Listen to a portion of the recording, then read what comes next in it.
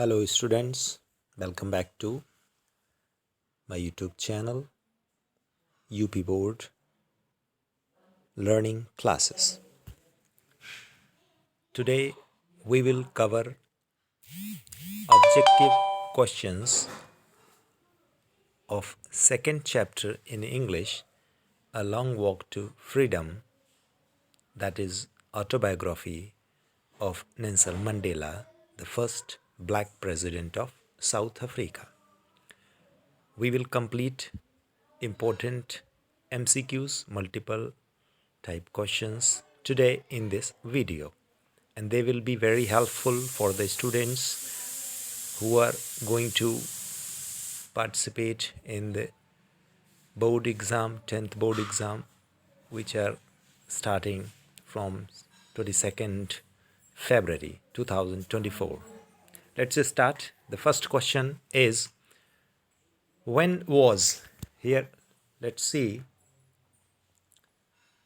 the first question, that is a first question. When was inauguration day?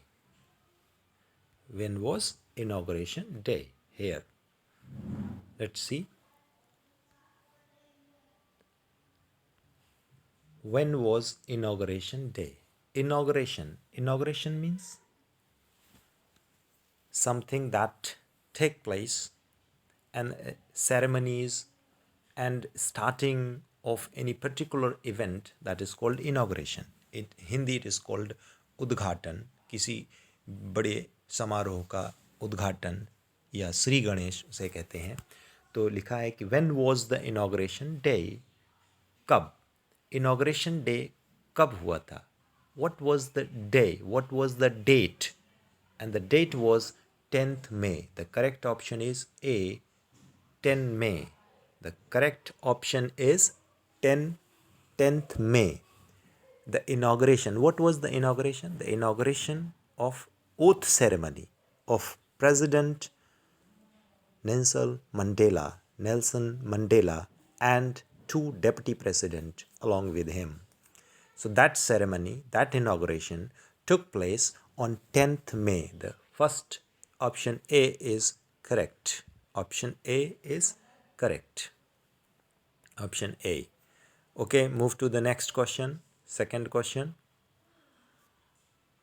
Read out.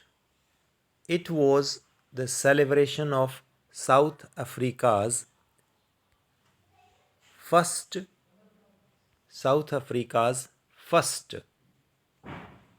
government. There is a dash. You have to fill up which correct option words will be supplied in the fill in the blanks. Again we read the question. It was the celebration. It was the celebration. यह celebration था. It was the celebration. यह celebration था, एक तरीके से एक समारोह था, एक जश्न था of South Africa की first government. What type of a government? You have to supply here in the blank. What type of government? Okay, read out the options. Autocratic, racial, democratic, non-racial. Option C, democratic racial, and option D, monarch non-racial. So the correct option will be option V, democratic non-racial. Democratic, the government जिसमें सरकार जो है लोगों के द्वारा चुनी जाती है. Means the government is the persons in government are elected by the people, and the people of the nation take part in electing the officials in government. And non-racial means that government which is not based on the discrimination of the color of the skin that was in South Africa. So the correct option is democratic and non-racial. Here will be so what type of government was formed in South Africa when Nelson Mandela became president. ऐसे भी question पूछा जा सकता है कि what type of government was formed when Nelson Mandela became the first black president of South Africa. So which type of government? Democratic non-racial. Democratic means the governments elected by the people, they take part, and non-racial, which is not on the basis of racial discrimination. Okay, move to the next question. So it was the celebration of South Africa's first government, democratic non-racial government. Which was the celebration? Celebration of, inauguration ceremony. The celebration of inauguration ceremony of oath ceremony of presidentship of Nelson Mandela. जब Nelson Mandela south Africa के president बने तो जो वो जश्न था वो किस चीज़ की शुरुआत का जश्न था, वो किस प्रकार की गवर्नमेंट बनने का जश्न था? वो साउथ अफ्रीका की डेमोक्रेटिक नॉन रेशियल गवर्नमेंट बनने का जश्न था. And that inauguration took place on 10th May. We had studied in the first question 10th May. When was the inauguration day? On 10th May. And it was the celebration of South Africa's first democratic non-racial government. Okay, move to the third question. And what is the third question? Let's see. And the third question is, how many deputy presidents were elected? How many, कितने deputy presidents? Deputy मतलब उप प्रधानमंत्री, उप राष्ट्रपति. प्रधानमंत्री नहीं, राष्ट्रपति. उप डेप्टी का मतलब vice president. Deputy president means vice presidents. Were elected. How many? There were two. This is very simple. Two vice presidents, two deputy president, Thabo Mbeki and D. Clark. Two presidents, they took oath in that ceremony along with the president Nelson Mandela. Okay, move to the fourth question. Why did other countries broke off diplomatic relations with South Africa? Why did other countries broke off? Why did other countries, दूसरे देशों ने, why did other countries broke off? It means दूसरे देशों ने अपने diplomatic relations मतलब अपने कूटनीतिक संबंधों को, डिप्लोमेटिक रिलेशंस को क्यों क्या कर लिया? ब्रोक ऑफ कर लिया, मतलब उनसे संबंध समाप्त कर दिए. किससे? साउथ अफ्रीका से. अपने राजनीतिक, अपने कूटनीतिक संबंधों को क्यों समाप्त कर दिया? Why did other countries broke of diplomatic relations with south Africa? क्यों? रीज़न बताना है. सो क्यों ख़त्म कर दिए थे उन्होंने, दूसरे देशों ने, अपने राजनीतिक, कूटनीतिक, diplomatic relations with south Africa? Because of apartheid policy. The correct option is D, apartheid policy. In South Africa there was policy of apartheid. apartheid को हिंदी में कहेंगे रंग भेद की नीति. policy of apartheid. aparthism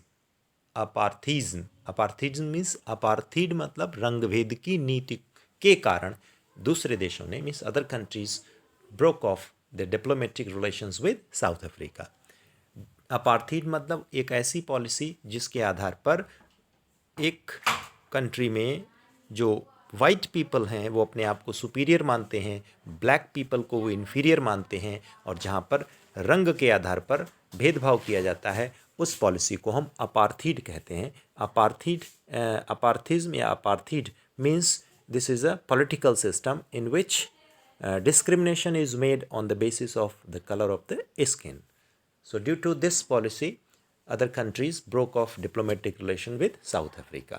The correct answer is option D, apartheid policy. Okay, next question number 5. What change brought international leaders to South Africa? What change? कौन सा परिवर्तन? What change that happened in South Africa and that brought international leaders to South Africa?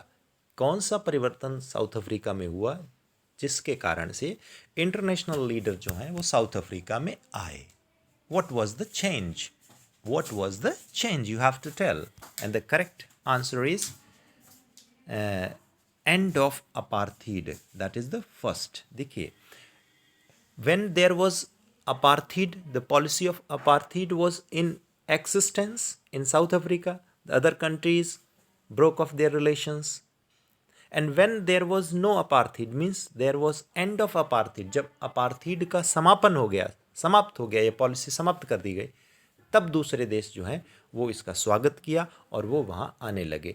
और जब president Nelson Mandela ने oath ceremony में जब बुलाया था विश्व के बड़े बड़े नेताओं को, तो सभी लोगों ने इस कदम का स्वागत किया.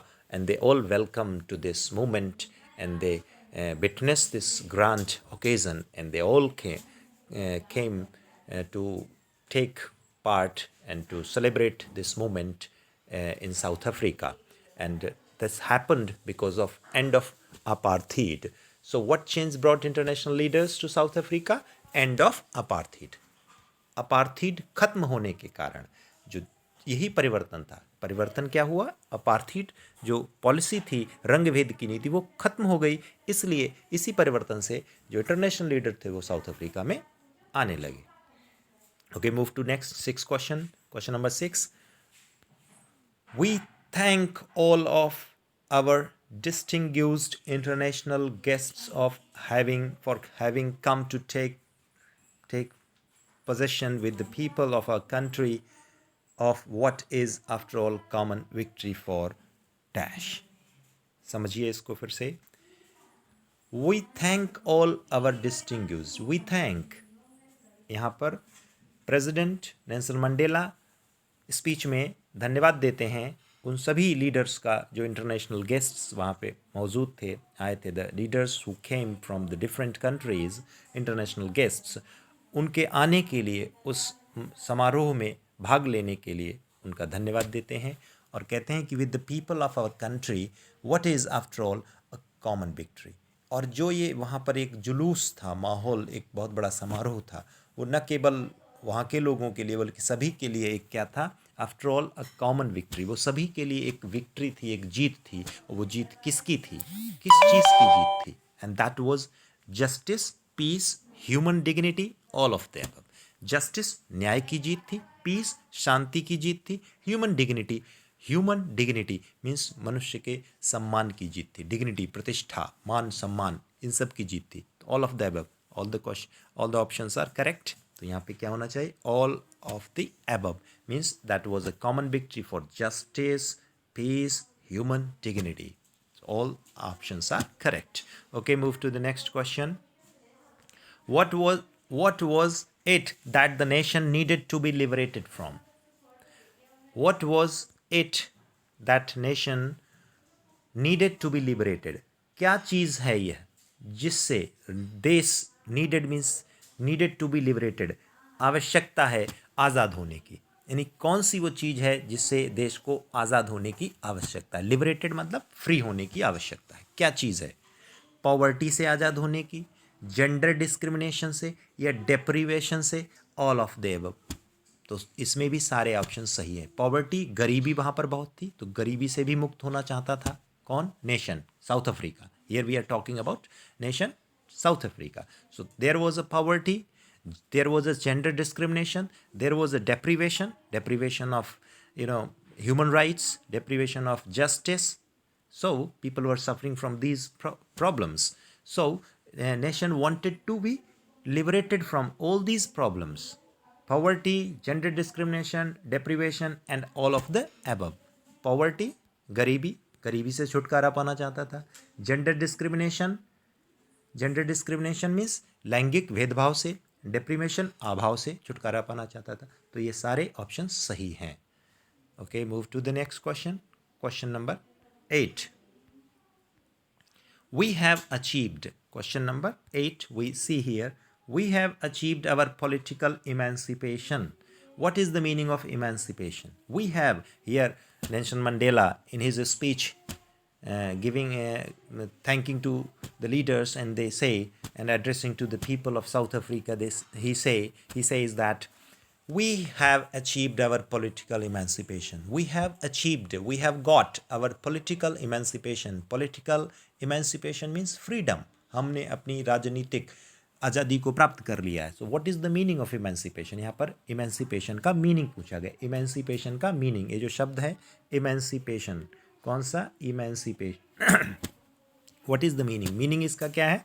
Simple. The option A, freedom from restrictions, obstructions, hindrances, यानी जो ऑब्स्टिकल्स हैं, जो रेस्ट्रिक्शंस हैं, जो कंट्रोल्स हैं, जो बैरियर्स हैं, उन सभी से फ्रीडम, लिबर्टी, उन सभी से आज़ादी, जो वहाँ पर साउथ अफ्रीका में लोगों पर नियंत्रण किए जाते थे, यानी कि जो लोगों पर बहुत ज़्यादा लोगों पर नियंत्रण किया जाता था, रिस्ट्रिक्शंस लगाए जाते थे, विभिन्न प्रकार के उन पर हिंड्रेंसेस, बाधाएं थी, उनको किसी कार्य को करते थे तो कोई हिंड्रेंस, तो इन सभी बाधाओं से, इन सभी बैरियर से मुक्ति, आज़ादी ही क्या है? इमेंसिपेशन है. So when Nelson Mandela struggled hard for the freedom of black people in South Africa, and in the end he succeeded and he got the political emancipation. So what is the emancipation here? Freedom from restriction. Option A is correct option. Okay, move to the next, ninth question. The spectacular array of South African jet was display of. The spectacular means विशेष प्रकार का, array means एक line में जब south Africa के jet विमान, लड़ाकू विमान, fighter jets, जब वो ऊपर आसमान में उड़कर गए थे ड्यूरिंग दैट सेरेमनी, तो एक ही लाइन में in a same queue the line of the African fighter planes. So that was a display. तो वो जो डिस्प्ले था, जो प्रदर्शन था, वो इस विशेष पर्टिकुलर डिस्प्ले वो किस चीज़ को दर्शाता है? दैट शोज, क्या चीज़ दिखाता है? The option A, military precision, उनकी मिलिट्री एक्यूरेसी को दर्शाता है. Military's loyalty to democracy, military की जो लॉयलिटी है, यानी कि मिलिट्रीज लॉयलिटी मीन्स वफादारी डेमोक्रेसी के प्रति, लोकतंत्र के प्रति. देश अब कैसा था? डेमोक्रेटिक था, नॉन रेशियल गवर्नमेंट थी अब उसके प्रति. तो इसमें ऑप्शन दोनों सही हैं, ए और B, both A and B. Military precision को भी दर्शाता है, that spectacular array of South African jets, fighter jets, वो मिलिट्री प्रिसीजन को भी दर्शाता है. Military's loyalty to democracy, military की लॉयलिटी को भी दर्शाता है. So both option A and B, दोनों ऑप्शन सही है. Okay, now move to the 10th question. Question number 10. What colors does the new South African flag possess? कौन कौन से colours, what were the colors in the new South African flag possess? यानी कि जो नए south Africa ने जो नया फ्लैग अडॉप्ट किया था after being democratic, so what were the colours? कौन कौन से कलर्स थे? What colors does the new South African flag possess, have? So what colors does it have? The option A, black, red, green, blue and gold. So option A is correct. Option A is correct. A, black color, red color, green color, blue color and gold color. These colors were there in the new South African flag. Remember it. It can be asked. Important question. Move to the 11th question. Read it carefully. The structure they created formed the basis of one of the harshest, most inhuman societies the world has ever known. What structure is Mandela talking about? देखिए यहाँ पर the structure they created, यहाँ पे दे का मतलब समझिएगा, दे का मतलब है वाइट पीपल. वाइट पीपल लोगों ने जो ढांचा बनाया था,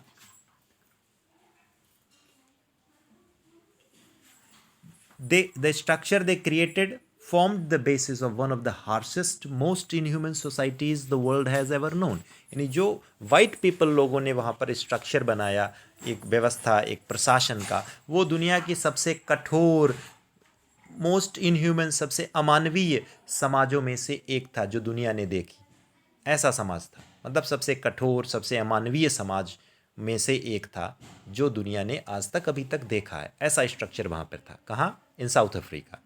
तो यहाँ पर बात कर रहे हैं what structure is Mandela talking about, किस स्ट्रक्चर की बात कर रहे हैं, तो वो है racial domination against the black skinned, poverty and suffering, discrimination against the poor, operation of women. तो इसका भी ऑप्शन कौन सा हो जाएगा? First option, first. The racial domination, जातीय प्रभुत्व, जाति के आधार पर, तो रेशियल यहाँ पर है गया, रेशियल कह सकते हैं नस्ल के आधार पर, रंग के आधार पर जो डोमिनेशन था, जो उनका कंट्रोल था against the black skinned means black people, काले लोगों के खिलाफ जो उनका डोमिनेशन था, वही स्ट्रक्चर था जो कि उन्होंने बना रखा था। And that was very harsh, that was inhuman, and one of that harshest, it was said bye Nelson Mandela. अब तक दुनिया में ऐसा इतना कठोर और अमानवीय स्ट्रक्चर नहीं था। तो racial domination against the black skinned, काले लोगों के खिलाफ जो नस्लीय प्रभुत्व था, उसी को, वही स्ट्रक्चर यहाँ पर बता रहे हैं Nelson Mandela. Okay, next 12th question, whom did Mandela want to thank? Here is wrong, not wanted, it should be want, first form. Whom did Mandela want to thank but couldn't? किसको धन्यवाद देना चाहते हैं लेकिन दे नहीं सकते थे? Whom did Mandela want to thank? किसको धन्यवाद देना चाहते थे but couldn't, लेकिन दे नहीं सके, धन्यवाद नहीं कर सके, couldn't thank. Whom did he want to thank but he couldn't thank? तो क्या है इसका option? C, African patriots who no longer existed. African black patriots, African patriots, Africa के वो देशभक्त जो अब नहीं हैं, जिन्होंने आज़ादी के लिए, ब्लैक पीपल लोगों के लिए, who struggled hard, they sacrifice their lives for the betterment, for the upliftment, for the human rights, for the freedom of black people in South Africa, and they are no more. Nelson Mandela wanted to thank them, but he couldn't thank because they are no more now. अब वो इस दुनिया में नहीं है. So the C option is correct. African patriots who no longer existed. Question number 13. What unintended effect did the decades of oppression and brutality had? What unintended, किस प्रकार का, unintended एक अमिट प्रभाव, what unintended न समाप्त होने वाला प्रभाव, did the decades of operation, decades का मतलब decade, you know, group of 10 years, दशक, दशकों के को, operation means, operation here operation means दमन, किसी का अत्याचार, किसी पर किया गया अत्याचार, दमन, तो दशकों से किए जा रहे अत्याचार का जो प्रभाव था, एंड ब्रूटलिटी मीन्स पशुता, पशुवत व्यवहार, ब्रूटलिटी, हैड क्या इफेक्ट था उसका, क्या चीज़ उसने, क्या इन सब चीज़ों का प्रभाव हुआ, इन कारणों से इफेक्ट क्या पड़ा इसका, दशकों से चले आ रहे अत्याचार और अमानवीयता, पशुता से लोगों जो वहाँ पर जो थे, जो पैट्रियट्स थे, उनमें क्या चीज़ का प्रभाव हुआ. तो देखेंगे इसका option A is a correct option. Created man, इसका प्रभाव ये हुआ कि इसने क्या किया, क्रिएटेड मैन, ऐसे लोगों को जन्म दिया जो कैसे थे, एक्स्ट्रॉर्डनरी करेज, असाधारण साहस उनमें था, विजडम था, एंड जेनरसिटी और उदारता उनमें कूट कूट कर भरी हुई थी. So this effect means the effect of the decades of operation and brutality created man of extraordinary courage, wisdom and generosity. यानी कि दशकों से चले आ रहे अत्याचार और पशुता और अमानवीयता के प्रभाव ने क्या किया, असाधारण साहस और बुद्धिमत्ता और उदारता वाले लोगों को जन्म दिया. The option A is correct. Move to the 14th question. According to Mandela, what is the greatest wealth of nation? It is easy one and is also important. According to Mandela, Mandela के अनुसार, what is the greatest wealth of a nation? Nation का wealth, सबसे बड़ा धन क्या है, राष्ट्र का सबसे बड़ा धन क्या है? अकॉर्डिंग टू मंडेला, मंडेला के अनुसार, what is the greatest, and the battery is low, so this is the last question. Greatest, what according to Mandela, what is the greatest wealth of nation? It's people. D. Its answer is D. Okay. Thank you everyone. This is the last question. We will cover the next questions in the next video. Till goodbye. Goodbye. Keep learning. Thank you.